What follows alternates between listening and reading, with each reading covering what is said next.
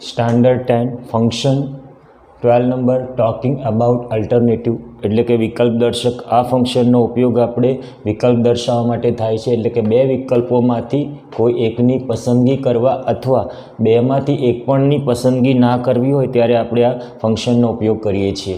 એના જે કીવર્ડ છે ઈધર ઓર એન્ડ નીધર નોર, એટલે ઈધર ઓર એટલે બેમાંથી કોઈ એકની પસંદગી કરવાની અને નીધર નોર એટલે બેમાંથી એક પણ નહીં.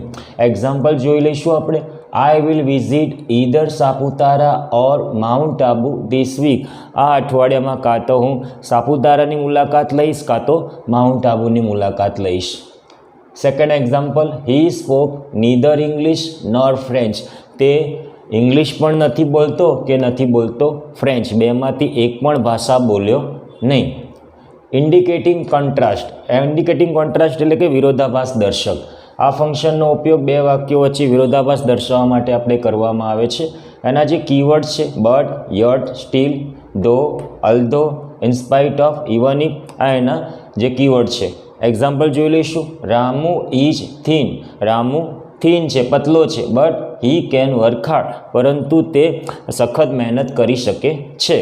14 talking about reason and result એટલે કે કારણ અને પરિણામ દર્શક. જી હા મિત્રો, આ ફંક્શનનો ઉપયોગ કારણ અને પરિણામ દર્શાવવા માટે કરી શકાય છે.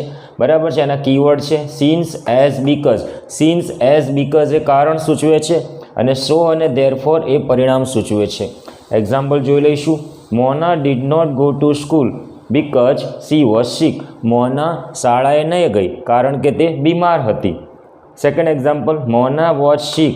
મોના બીમાર હતી, ધેરફોર તેથી she did not go to school. તે શાળાએ ના ગઈ. ઓકે, તો સતત આનું રિવિઝન કરવાનું છે. ઓકે.